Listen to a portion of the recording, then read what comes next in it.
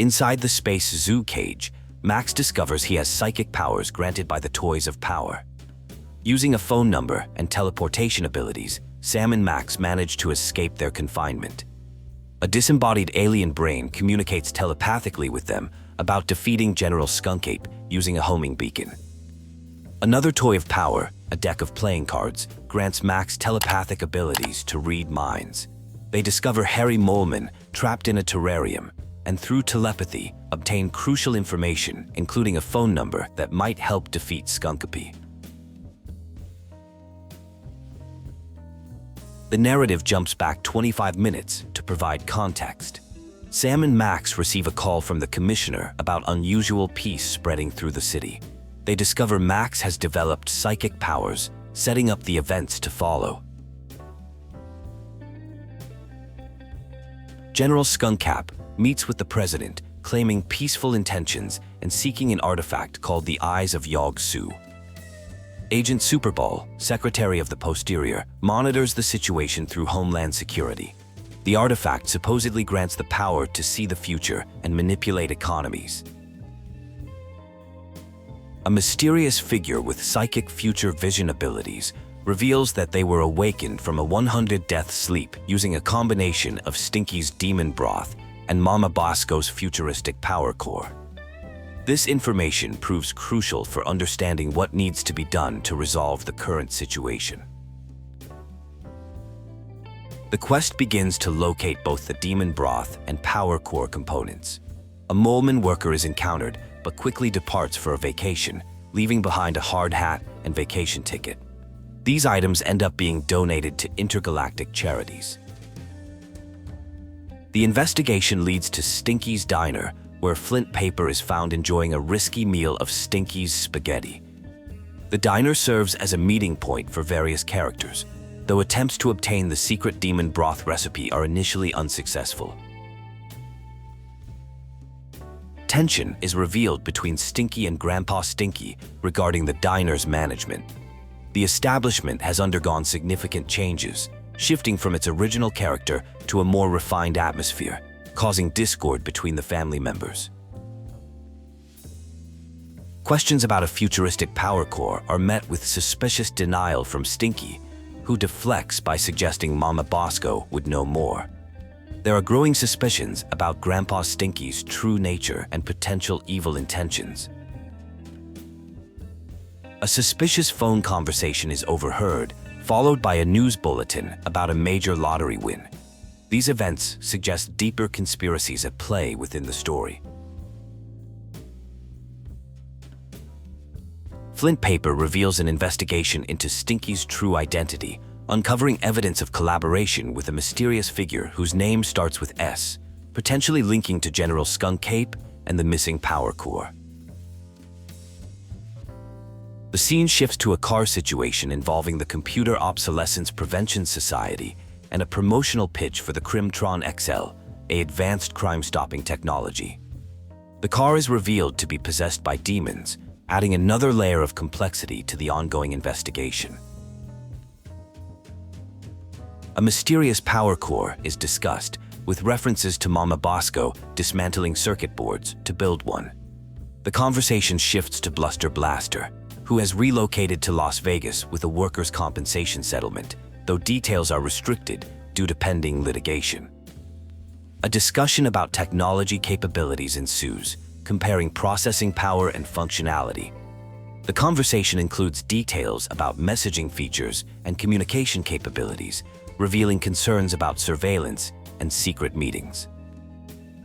The scene shifts to an encounter with Mama Bosco, who is passed to ethereal realms but maintains communication. Harry serves as her lab assistant, though she never officially hired him. The discussion touches on psychic powers, which are dismissed as fictional unless caused by medical conditions. A transaction occurs involving vacation tickets and lottery tickets. The conversation reveals skepticism about an alien gorilla promising to share technology and end poverty. Warnings about General Skunkape suggest underlying suspicion about his true motives. The scene involves updates about Bosco in Las Vegas with significant funds from previous inventions. The narrative then transitions to a lottery announcement where Grandpa Stinky becomes the winner of a $700 million jackpot through a transferred ticket. A discovery is made of discarded audio-video equipment and Mama Bosco's power core in a secret passage. The scene suggests documentary filmmakers may be nearby, and the power core appears to have been hidden among the equipment. The power core is activated using demon broth and jumper cables, leading to a mysterious awakening. An urgent warning about General Skunkape is interrupted by a detection system searching for toys, creating tension and confusion.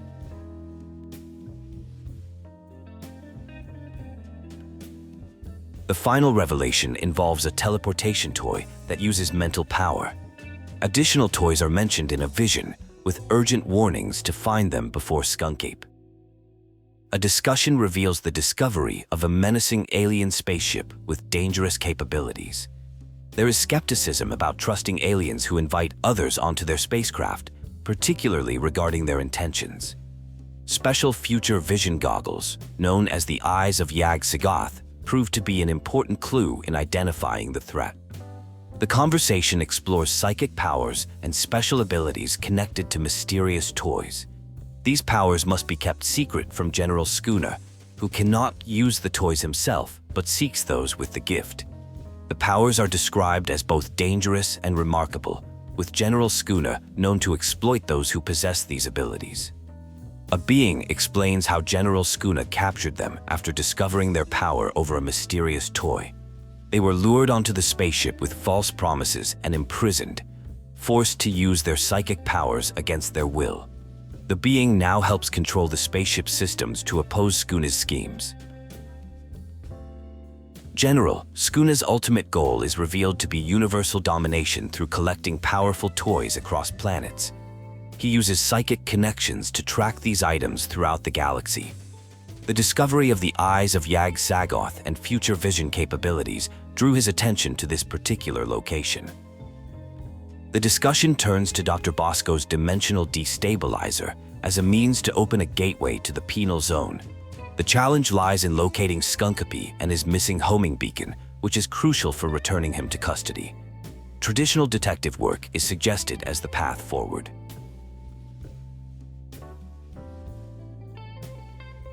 A special telephone with teleportation capabilities is introduced, allowing transport to any memorized phone number.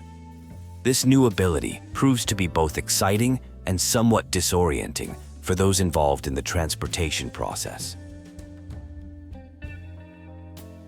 An encounter in a suspicious mole processing facility reveals it to be a trap. The facility appears designed to capture and process visitors for unknown purposes, with attempts to confiscate personal items and ominous warnings about sacrifices for General Skunkape's glory.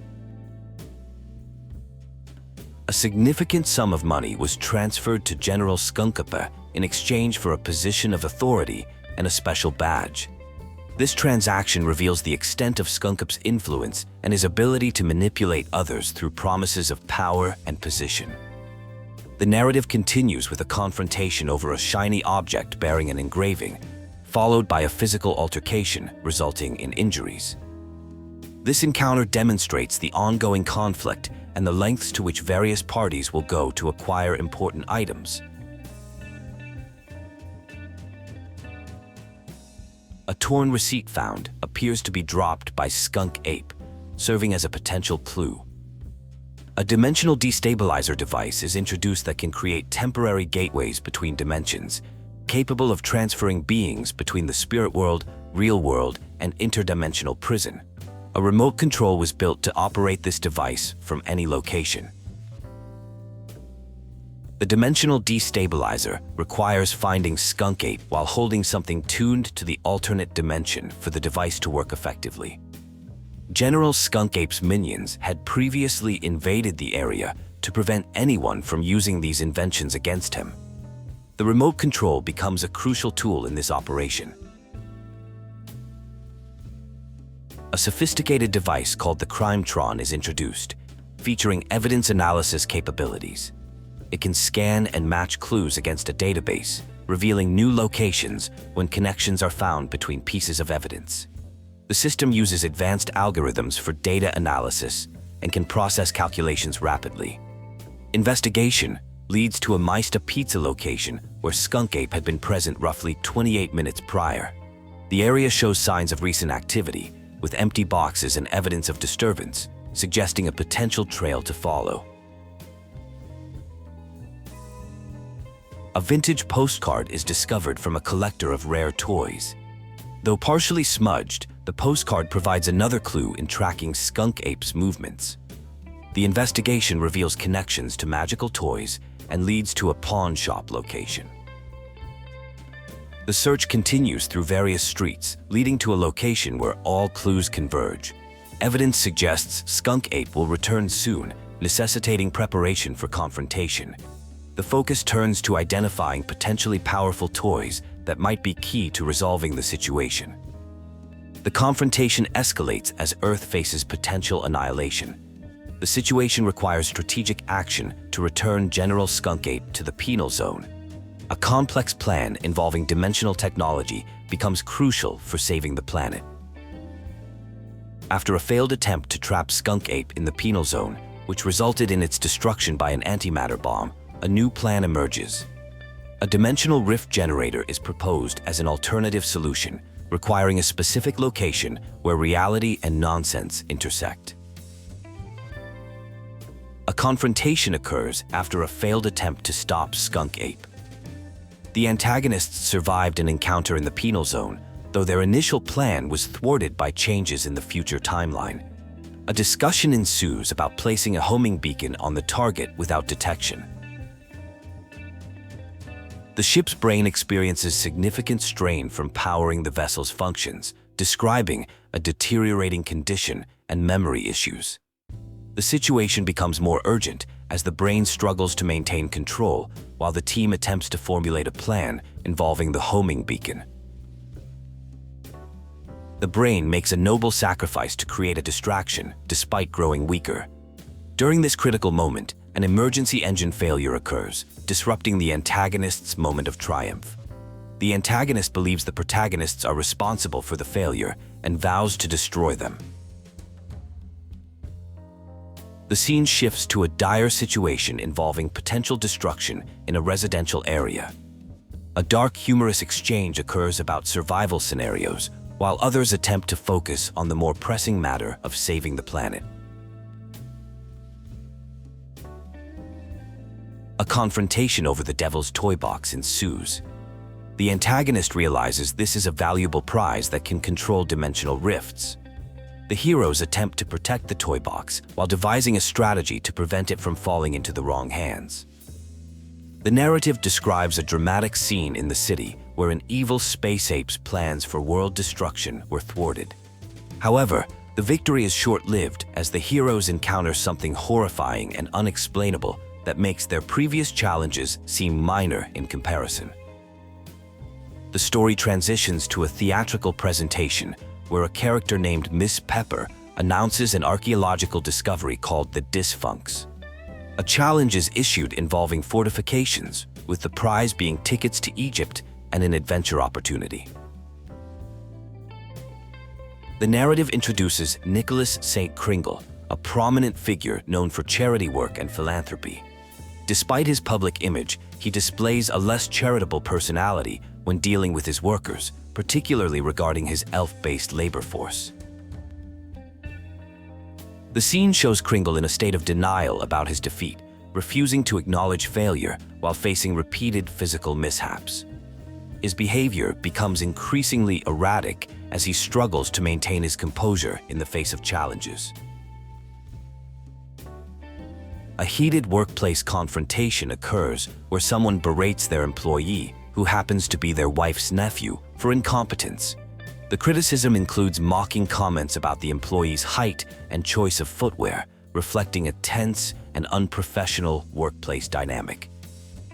Nicholas St. Kringle, a toy tycoon, seeks the tomb of Samon Ma and offers payment for directions. The challenge involves a complex sequence requiring participants to step on a beseeching mat, emphasizing that success depends on innate talent rather than monetary incentives. The discussion centers around a mysterious cannon nuts from the Devil's Toybox. The peculiar nature of this artifact is highlighted, with hints that it may not contain actual nuts. The challenge offers an Egyptian vacation as a prize, though there is debate about local wildlife. The creator explains why they cannot complete the challenge themselves, despite designing it. The presence of mole people is noted as a persistent nuisance. A significant event occurs involving the cannon nuts, resulting in unexpected physical sensations for one participant. A dispute over the cannon nuts continues, with claims about its connection to a tomb guardian religion. The elves dismiss supernatural concerns, identifying themselves as members of Toy Maker Union Local 614, highlighting their focus on labor conditions. A potential trade situation develops regarding the cannon nuts, with discussions about reverse engineering and business opportunities. The importance of certain magical properties is debated, along with claims about its effectiveness. A confrontation occurs with someone referred to as Nutboy, involving curses and accusations. The situation becomes increasingly tense as various parties stake their claims to the disputed cannon nuts. Cultural differences emerge through attempts at humor, particularly involving hieroglyphic comics. The narrative includes explanations of Egyptian-style jokes that demonstrate a significant cultural gap in understanding. The scene transitions to a journey toward Egypt, focusing on an important mission involving the tomb of Salmon Mac and the Devil's Toybox. A mysterious character named Amelia Earhart attempts to join the adventure as a sidekick. A tense situation unfolds on a train involving unauthorized passengers and contraband. An attempt to decipher hieroglyphic inscriptions leads to confusion about ancient languages, with mentions of snakes and birds in the translation. The scene involves some equipment malfunctions and discussions about reading ancient texts. The narrative moves to a group returning from a tomb raiding expedition in Lower Middle Egypt, traveling on the Doren Express to New York City. They discuss their successful acquisition of a mysterious Devil's Toybox from Guardian Moles, though the details of how they obtained it remain unclear. A robbery is discovered, with the Devil's Toybox being stolen while the group was in the snack car. The incident involves an interaction with someone named Kringle, who denies any knowledge of the stolen item and threatens to call the conductor. The situation escalates with mentions of a lunatic car. The search continues through various train compartments, revealing an occult shrine with garlic crosses and wolf's bane, suggesting vampire warding measures. A familiar face from the tomb is recognized, though notably thinner. The investigation leads to various steamer trunks and locked compartments. A romantic subplot emerges, involving a young woman's infatuation with a mysterious cursed figure. The narrative touches on themes of immigration to America and new beginnings, while maintaining the underlying mystery of the Devil's Toybox and various supernatural elements. The investigation intensifies with trunk inspections and revelations about mole magic and vampire curses. Characters question identities and motivations, particularly regarding a mysterious European character and their connection to supernatural elements. The scene shifts to involve elves and their secret project, adding another layer to the already complex narrative. The elves discuss their loyalty to Kringle and mention developing a new toy, though they remain secretive about its details. Focus turns to a character named Baby Amelia Earhart, who displays unusual characteristics including falling asleep to Flight of the Valkyries. Discussions about stolen property and market research projects continue, revealing various character motivations. A dramatic revelation occurs involving a vampire curse and its potential reversal. The narrative introduces a romantic letter expressing forbidden love between different species, specifically a mole and someone from Stuttgart, adding complexity to the supernatural elements. During an Egyptian adventure, two explorers discuss losing a clever young girl named Amelia by tricking her with a mirage. They are searching for a mysterious artifact called the Devil's Toybox, hoping to find it before other tomb raiders discover it. The explorers discover a hidden passageway leading to a labyrinth filled with deadly traps. One of them experiences psychic sensations related to a ventriloquist dummy within the toy box they seek. They encounter tomb guardians who have not had visitors in 50 years. A protection spell is cast to secure the toy box. The psychic connection to the dummy grows stronger. The scene involves an encounter with a large serpent and some magical confrontations using enchanted objects. Amelia unexpectedly returns, revealing she escaped from bandits who had captured her. She explains her escape involved clever swordplay and demonstrates she is far more capable than her young appearance suggests. An elderly guardian discusses ancient hieroglyphic blocks used for teaching spells. The explorers attempt to trick him regarding the protection spell on the toy box, but he remains vigilant. The explorers face a riddle challenge to escape their curse. Through clever wordplay, they manage to free themselves and retain possession of an important artifact, the bust of Saman Ma. They encounter two doorways, life and death, with warnings about deadly consequences for choosing incorrectly. The mechanism appears damaged, and they meet someone connected to earlier events in New York. The story of Sman Mok, a former frog catcher who became powerful after discovering the Devil's Toy Box, is revealed. The explorers encounter resistance when trying to claim their prize. A confrontation ensues over possession of a ventriloquist dummy named Charlie. Threats of curses are exchanged with mentions of particularly powerful hexes that can affect social interactions. The situation continues with an attempted curse casting, leaving one participant temporarily unable to speak.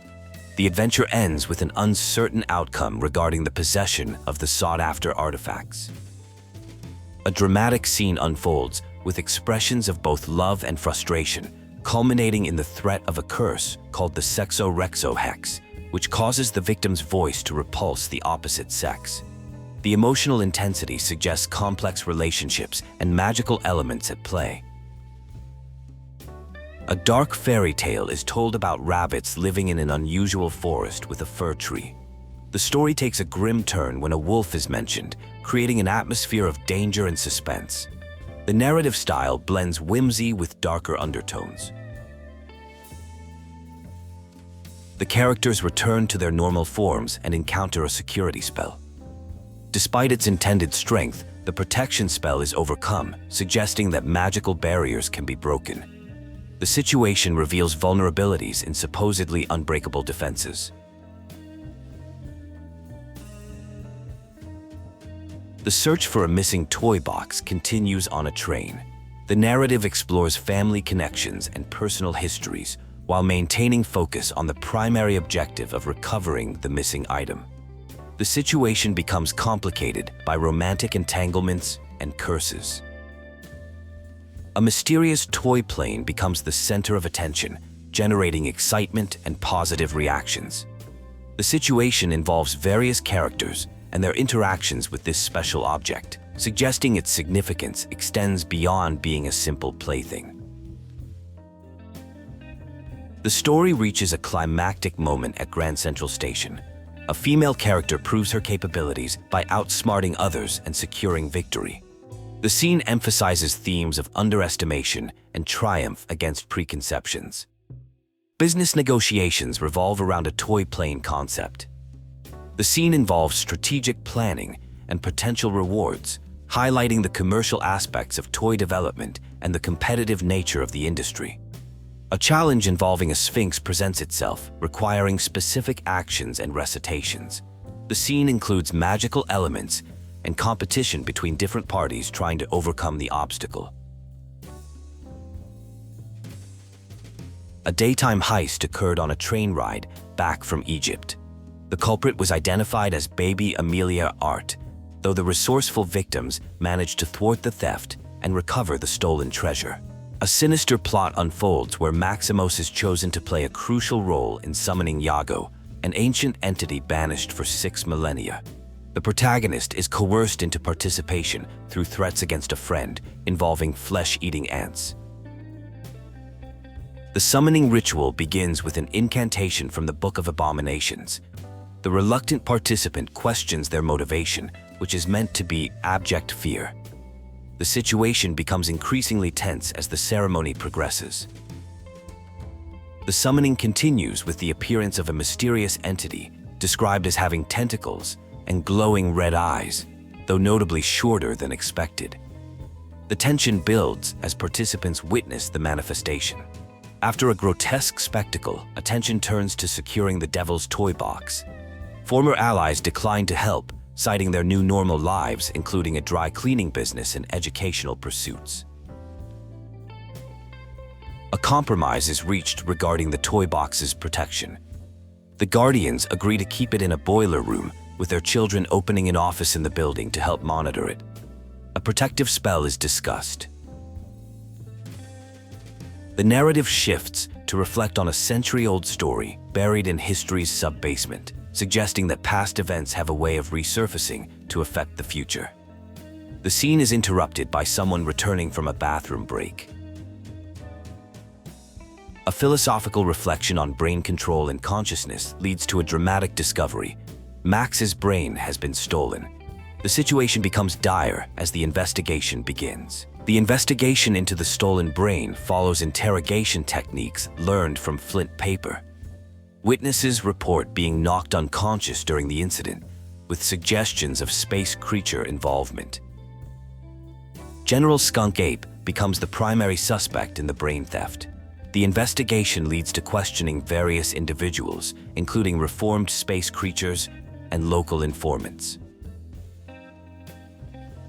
A European tourist provides crucial information about a suspicious incident involving Frankie the Rat and a violent altercation in the city. The tourist was robbed during the chaos. Frankie the Rat confesses to deliberately misdirecting the tourist and witnessing a confrontation involving another space ape. The investigation reveals connections between various suspects and the stolen brain case. The final pieces come together as a sign spinner reveals witnessing General Skunkape chasing a mysterious figure. Evidence suggests a larger conspiracy involving multiple parties and mysterious artifacts. A despondent individual realizes their dream of working alongside their general and soaring through the galaxy is now impossible. Their poor sign-spinning skills only add to their feelings of hopelessness and irredeemable status. The search continues for clues regarding a stolen special brain, focusing on a rhinoplasty toy that previously transformed into a bazooka. The Crimetron system proves unhelpful, requiring additional evidence to make any meaningful deductions. A European tourist recounts an incident from approximately an hour prior, where they received directions from a local before a fight broke out. During the chaos, their pockets were picked, leaving them stranded in an unfamiliar area they believed to be the museum district. Under pressure, the tourist admits to taking something during the fight and mentions someone named Norrington, though they claim ignorance about this person's identity. The situation escalates as tensions rise between the parties involved.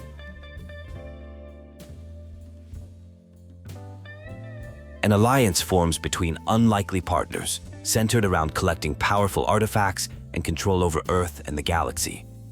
This partnership involves advanced technology and mystical elements, including a mysterious devil's toy box.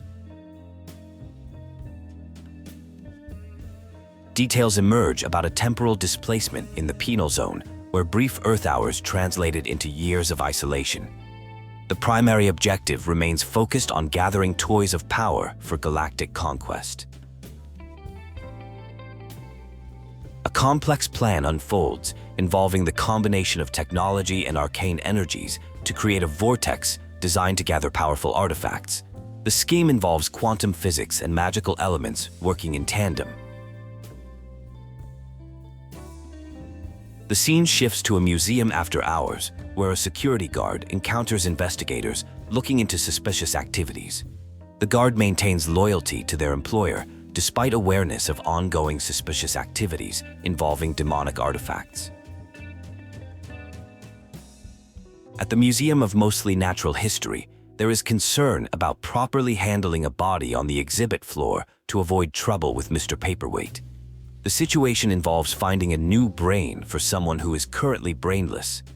Meanwhile, an intergalactic figure known as General Skunkape and his minions have taken over parts of the museum, particularly the planetarium. The museum features apocalyptic predictions, including one involving a purple creature with multiple eyes and horns. This appears to be connected to some form of mystical or supernatural event involving an hourglass. Security is tight under Skunkape's orders, with guards instructed to look for someone named Sam. A case of mistaken identity occurs when someone claiming to be Tyrone encounters the guards. The museum houses various exhibits, including artifacts related to a dark dimensional being called Yog Sago. An ancient brain is acquired from the museum, which appears to be warm and pulsing. This brain belongs to an ancient Egyptian entity who agrees to help retrieve another brain from world-conquering adversaries. The entity possesses special powers referred to as the Curse of Horus. The museum contains various mystical artifacts and an information desk with audio guides. Ancient hieroglyphics and phone numbers are discovered to be connected to teleportation technology. A conversation reveals tension between Dr. Norrington and other characters regarding control of powerful artifacts. A series of events unfolds involving an animatronic beast display and conflict between museum staff. This leads to growing tension between General Skunkape and his allies, with disagreements about handling museum operations and capturing certain individuals. The situation escalates when a valuable Yago tapestry is destroyed, leading to a complete breakdown of the alliance between the previously cooperating parties. Their argument centers around accusations of poor leadership and personal insults. The conflict reaches its climax as various mystical forces come into play. A psychically gifted pharaoh's brain causes reality-altering effects, leading to a dramatic confrontation over control of a powerful artifact called the Toybox. The situation resolves with confusion about identity and reality, as one character remains trapped as a brain in a jar, while strange alterations to reality occur around them. Historical monuments appear to change, and established facts become questionable in this altered state. The scene opens with a discussion about an animatronic auto-idol used by the boy king Sam and Max to communicate with and monitor his subjects. The auto-idol makes announcements, including a peculiar decree about aglets being the most wonderful thing in the world. The atmosphere suggests a controlled, surveillance-focused society with religious overtones. A story unfolds about a tremendous storm that affected the city, leading to physical ailments. The resolution of the storm is attributed to divine intervention after an offering was made at the local depository. This demonstrates the strong belief system and ritualistic practices that have been established in this society. The conversation shifts to discuss the Medallion of Tithing, a prestigious award given for offering unique gifts to the ruler. This medallion serves as a status symbol and shows how the society operates on a system of privileges and rewards for loyalty and tribute. A complex situation involving mind control and family dynamics is revealed. There are tensions between generations, with younger members showing resistance through subtle means while maintaining outward compliance with the established order. The scene includes interactions with mole cultists who demonstrate suspicious behavior while attempting to maintain appearances of loyalty. Their unusual salutes and nervous responses suggest underground resistance movements operating beneath the surface of society. A mysterious figure identified as Dr. Norrington makes contact, revealing plans to challenge the current power structure. Instructions are given about connecting with rebels who can be identified by their distinctive salutes, suggesting an organized resistance movement. The resistance reveals their plan involving a weapon called the brain screw, historically used in ancient Egypt. They provide additional tools and warn that the mission will be challenging, indicating a complex plot to overthrow the current regime. A group of individuals are engaged in gambling activities centered around gladiatorial combat matches. Rather than betting on winners and losers, they place wagers on which of 6 signature finishing moves will be used by an unbeatable fighter named General Skunkape. Discussion reveals special items called accessories of privilege and pendants of inquisition that grant status and access within the hierarchy. These items are earned through service and loyalty to the leadership. A betting session begins with participants wagering on different finishing moves, including the Simian Scissor Kick, Space Ape Kidney Punch, and Gorilla Thigh Squeeze. One participant named Frankie regularly needs to visit an ATM before placing bets. A security guard discusses his promotion to Chief Offering Collector at the Regional Offering Vault 714. The economy has affected contributions, though strict protocols remain for accepting gifts and maintaining security. A significant pyramid structure made of corn dogs becomes the center of attention. When a camera is discovered near it, cameras are suddenly decreed as despicable objects that must be destroyed. A credit card incident leads to another sweeping decree declaring credit cards as a scourge that must be destroyed, potentially impacting the economic system. Another betting session occurs where a pendant of inquisition is wagered instead of cash. The match concludes with a great ape leg sweep finishing move. A confrontation occurs involving corn dogs and a toaster, leading to an official decree declaring toasters as horrible objects that must be destroyed worldwide.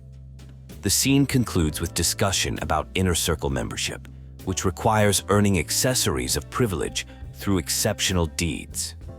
Access to certain areas is restricted to Inner Circle members only, demonstrating the hierarchical structure of the organization. A tense confrontation occurs involving accusations of heresy and devotion to Lord Salmon Mac. The scene depicts religious fervor and strict enforcement of loyalty, with threats of punishment in the pit of contrition for those deemed heretical. Multiple accessories of privilege are awarded, granting special access to Lord Salmon Mac's Inner Circle. Entry is granted into Lord Salmon Mac's Inner Circle after presenting the required accessories of privilege. A confrontation ensues when an assassination attempt is discovered, leading to demands for execution. However, mercy is requested instead of harsh punishment, causing disappointment from Lord Salmon Mac. A battle unfolds in an arena setting with references to temporal dimensions and various combatants, including Molaman. The fight intensifies as participants exchange taunts and engage in physical combat, with equipment being damaged in the process.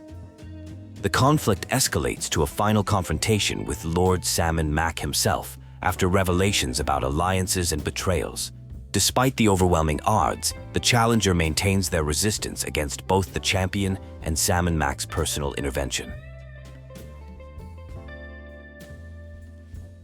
The situation resolves with the securing of a dangerous toy box that needs safekeeping to prevent misuse.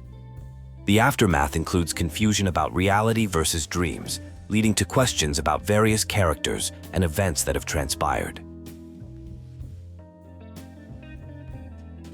A new crisis emerges involving multiple duplicates or clones causing chaos. The protagonists seek refuge while debating the nature of their pursuers, whether they are zombies, clones, or robots. The situation becomes increasingly complex as they attempt to find safety. Personal conflicts emerge amidst the chaos, including workplace disputes involving a giant cockroach in a kitchen.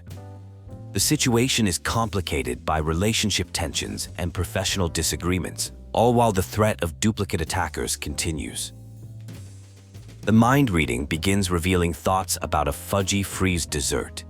A secret tunnel is discovered under a table, leading to the sewers. This hidden passage represents one of multiple escape routes that have been carefully concealed. Further investigation reveals additional hidden tunnels, with one particular escape route activated by setting a toaster to incinerate. The mind-reading cards continue to uncover layers of secrets, exposing carefully hidden escape plans and concealed pathways.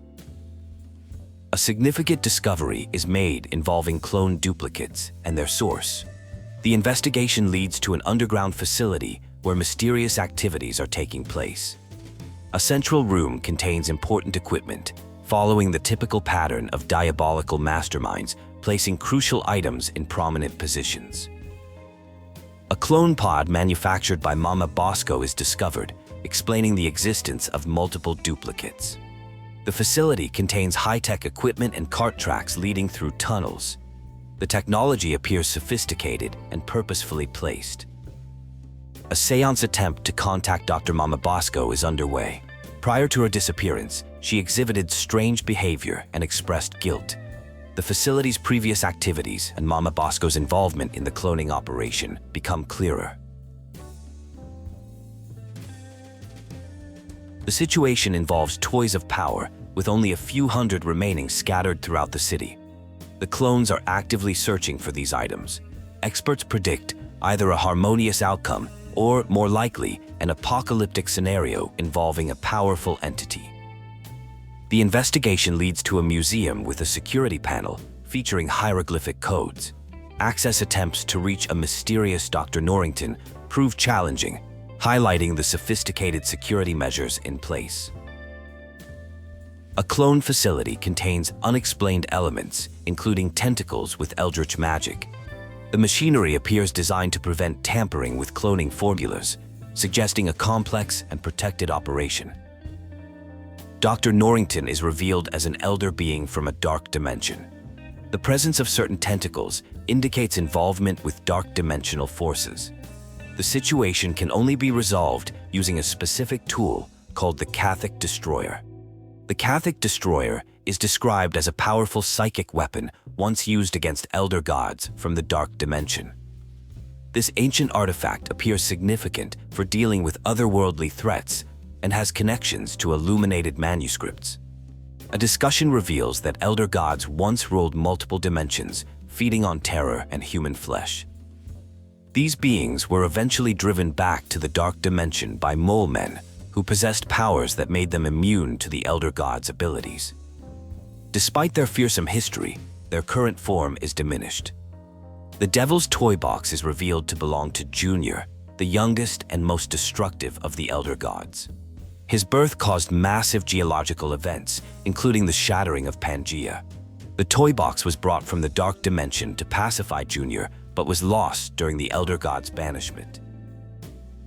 An explanation emerges about how an elder god became trapped in a diminished form through a failed summoning ritual. The toys of power were never meant for mortal hands and must be destroyed, though their chaotic potential might prove useful against current threats. The presence of clones stealing toys suggests someone is attempting to gather all 1,024 toys of power. A complete collection in the Devil's Toybox could tear down the walls of reality itself, presenting an existential threat to existence. An investigation reveals secret tunnels and a cloning facility, leading to questions about the involvement of various parties. The situation involves multiple layers of deception and hidden agendas beneath a seemingly simple case. The narrative shifts to encounters with various characters, including Charlie Hotep, who possesses ventriloquism powers. These interactions provide additional context about the ongoing investigation and the supernatural elements at play. The investigation leads to a warehouse district where encounters with clones continue. A character who left museum work for a supposedly quieter job stacking crates finds themselves caught in the middle of escalating events. The story continues with a discussion about creating a specific cake recipe, an Uzbekian upside-down blood cake surprise. This seemingly mundane task is revealed to be exceptionally complex, requiring rare ingredients and traditionally taking a month to prepare. A seance is conducted to contact Mama Bosco. During this spiritual communication, there is an elaborate performance involving a supposed connection with Uncle Morty, who reveals information about a hidden stamp collection in the Statue of Liberty. This leads to successfully making contact with Mama Bosco, who explains she was trapped in nightmarish dimensions. Investigation reveals that underground cloning tanks bearing Bosco tech markings are responsible for creating SAM clones. Mama Bosco is questioned about the situation, leading to discussions about stolen cloning equipment and mysterious circumstances surrounding these events. Mama Bosco confesses to accepting payment from an anonymous donor with a high-pitched voice to build hundreds of experimental cloning tanks. The payment was made in old cash.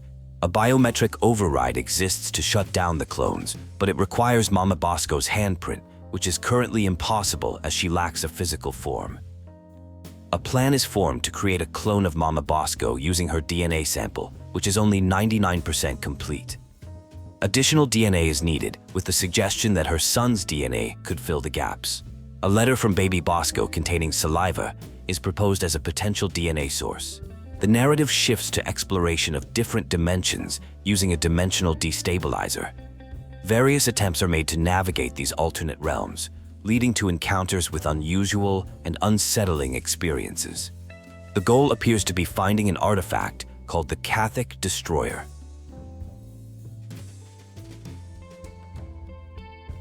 The scene transitions to a birthday party scenario involving a special cake. A complex plot involving relationships and deception unfolds, revealing that some characters are under psychic control by a mysterious master figure. The final sequence involves the cloning process of Mama Bosco. Using combined DNA samples, the cloning machine successfully creates a new physical form for Mama Bosco, though the result is notably influenced by the additional DNA used in the process. The plot thickens with revelations about an evil master and enthralled characters. A confrontation occurs involving clones and mind control, leading to a physical altercation. The characters discover that clones are being directed toward a warehouse containing something called a Toybox. A major reveal occurs when the mysterious master is exposed as Charlie, a supernatural ventriloquist dummy. The situation escalates into a confrontation with attempts to neutralize the threat through physical means. The scene demonstrates the growing tension between the protagonists and the antagonist. Charlie announces plans for an apocalyptic show involving clone armies and dimensional barriers. The stakes escalate as it becomes clear the goal is to bring about world-ending consequences through a dark dimension ritual. The atmosphere becomes increasingly ominous as the plans unfold. The reasoning behind the clone army is revealed. It's part of an arcane ritual requiring specific sacrifices to break down dimensional walls. The plan involves utilizing controlled subjects for a complex ceremony, with detailed explanations about the selection criteria for the participants. A confrontation intensifies with revelations about Junior, an elder god, and Charlie's relationship with it. The situation becomes more complex as various characters attempt to prevent the dimensional barrier breakdown while dealing with personal conflicts and revelations. The climactic sequence results in an unexpected transformation involving dark dimensional elements. A character survives a dangerous fall but experiences concerning symptoms after ingesting supernatural substances. The tension builds as the effects of this exposure become apparent.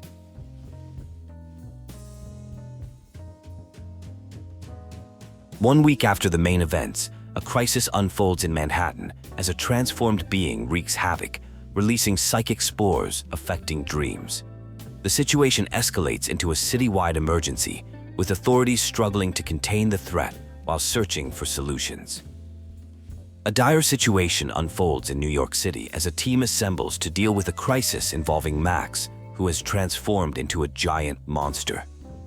The president mentions the 28th Amendment prevents entering a former president's body, while revealing plans for a nuclear strike as a backup plan using modified M-trons fitted with nuclear warheads. The situation is revealed to be part of Contingency Plan 2, with Max becoming a gargantuan hellbeast being the second most likely predicted outcome. A rescue team is being formed, requiring specific roles including a scuba diver, veterinarian, psychologist, dark wizard, and brain surgeon. Cybele joins the team despite initial reluctance. The theater district, represented by Mr. Featherly, offers support despite Broadway being destroyed in Mac's initial rampage. Various groups and individuals pledge their assistance, including the Creature Obliteration and Punishment Society, though their methods differ from the rescue team's intentions. A plan emerges to use the dodo as a Trojan horse to infiltrate Max's body and eliminate the source of his transformation.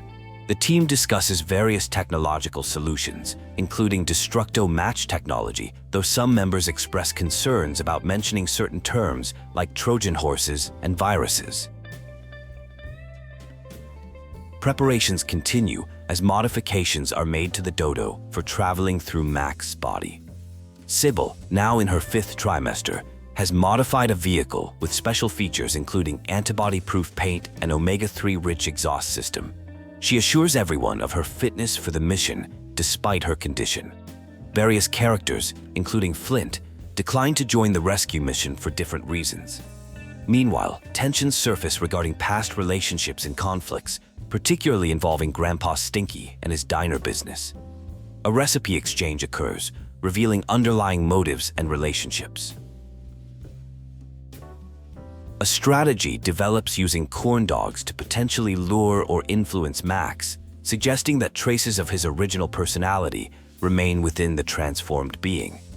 The team hopes this connection to his former self might prove useful in their rescue attempt. The narrative shifts to Manhattan under siege, where Satan is filming a documentary to distance himself from the Max situation. He denies involvement with the Devil's Toybox and refuses to join the rescue mission, maintaining his villainous reputation. Meanwhile, a German vampire filmmaker serves as his cameraman. An awkward technical situation occurs involving a visible bald spot on camera, followed by a dramatic fall. The scene involves supernatural elements, including mentions of a succubus and Satan, setting up an otherworldly atmosphere for the events to follow.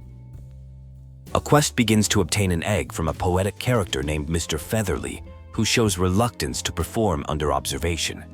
Meanwhile, a giant monster threatens the city, creating an urgent backdrop to this seemingly mundane task. The situation becomes complicated by Mr. Featherly's insistence on privacy. The narrative shifts to a scientific scenario involving Dr. Norrington and dimensional travel attempts. A destabilizer project is underway with limited success, achieving only brief 15-second jumps between dimensions. Simultaneously, the egg-laying quest reaches its conclusion with success, though not without some peculiar circumstances. The action moves to an unusual setting inside Max's stomach, which surprisingly resembles a kitchen. The environment is explained as a psychic feedback effect from a dark dimension. A mission to reach the brain becomes paramount, with time being of the essence.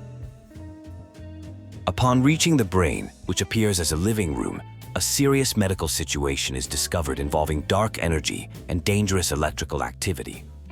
A tumor, glowing with dark energy, is identified as the source of the problems, requiring immediate intervention. A plan forms to control the situation using electrical current, specifically requiring 46 hells of power from the electric plant in Battery Park. The team discovers a method to control the creature's arms through neurotransmitters and biogenic connections. The control system becomes unstable, leading to arm spasms and exposure of a radioactive brain core. This causes complications in unconsciousness, requiring immune individuals to take over the operation. A new phase begins involving a treadmill-based manual override system for leg control. The situation becomes complicated by interpersonal tensions and unfiltered thoughts being broadcast, creating additional challenges for the team. The scene continues with the discovery of old items, including a roach farm with hatching eggs and a collection of audio-video cables. The situation becomes precarious as actions threaten to destabilize the entire structure, leading to a potentially dangerous collapse. The scene opens with a discussion about a cockroach named Sam Jr., who shows surprising resilience. Despite initial disgust from some parties, there is a touching moment of recognition that someone genuinely cares about the roach, viewing it as a symbol of future potential. The focus shifts to a rescue mission involving Max, who appears to be in some kind of altered state. The team gains the ability to control Max's legs, allowing them to move his massive form across the city. The situation reveals an unexpected parental dynamic between the characters. Mama Bosco detects unusual brainwave activity from Max as the team attempts to take control of him. They manage to activate basic motor functions and leg control, though arm control remains locked. The team accepts the limitation, preparing to navigate through the city despite potential destruction. The scene transitions to Max's stomach, where characters discuss redemption and helping save the city. A clever solution is found for overriding manual controls, with special praise given to a roach's quick thinking. However, the situation takes a tragic turn when radiation affects an unexpectedly vulnerable roach. The team initiates an electrocution sequence aimed at disrupting Max's psychic powers. This leads to a dramatic revelation about Max's brain, which manifests as a sophisticated British gentleman representing his superego, expressing frustration over years of being ignored. The situation escalates as it's revealed that Max's psychic powers have reached critical levels, threatening to destroy most of the eastern United States. The team discovers that while most psychic toys were destroyed, some memories remain, including the astral projector, which becomes crucial to their plans. A critical development occurs when dark matter infection is discovered in Max's brain tumor. This complication leads to the realization that a special toy robot, thought destroyed, is necessary to address the dark matter. The team deduces that a character named Skunkape likely possesses the needed robot. The action moves to Skunkape's spaceship, where an infiltration attempt is made. The ship contains clone-related technology and various electrical systems. Despite challenges, a daring escape is executed, setting up a confrontation over the crucial robot needed for saving Max. A brain clone is discovered controlling a spaceship with psychic powers, revealing itself to be Salmon Max, seeking a replacement body to rule Earth. The clone demonstrates hostility and defiance while maintaining control of the vessel. The brain clone is revealed to be working as Skunkape's second-in-command, though maintains a deceptive appearance. When pressed for Skunkape's location, the brain refuses to cooperate despite threats of retaliation. The brain clone boasts about its powers while controlling the ship, expressing disdain for others. A search for a toy robot is initiated, with the brain clone being uncooperative and defensive about its past failures. The investigation continues with questioning of various characters, including Grandpa Stinky, who appears unusually polite. This leads to the revelation that brain switching has occurred, with a warrior named Great Pipe assuming Grandpa Stinky's identity. Under pressure, the location of Skunkape is revealed to be in a warehouse district. The conversation unveils details about a destroyer robot that Skunkape has reassembled and keeps close. A confrontation occurs involving an unstable antimatter device and containment protocols. The scene reveals Skunkape's plans involving minions and a powerful toy robot from an ancient civilization. Skunkape reveals ambitious plans to conquer multiple dimensions using the toy robot. The narrative exposes a complex plot involving clones, deception, and the manipulation of various characters. A tense negotiation unfolds over the toy robot and Devil's Toybox, with threats of destruction leading to the surrender of the robot. The situation becomes increasingly urgent as time runs short.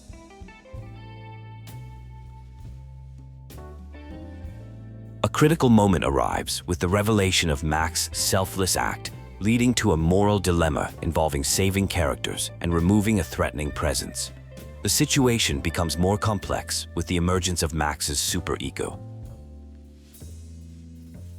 A tense situation unfolds as characters prepare for evacuation while dealing with an impending threat from main trons. A countdown of 4 minutes begins, creating urgency for immediate departure. The scene involves emotional farewells and promises of quick resolution to restore normalcy. The situation becomes more dire as characters navigate through an unexpected location, dealing with physical discomfort. A giant entity faces immediate danger from an approaching M-tron, adding to the mounting tension of the scenario. The city is saved, but at a great cost, as a key figure vanishes. A subplot involves royal demands in conquered worlds, while communication devices create additional complications. Scientific terminology is used in an improvisational attempt to resolve the crisis.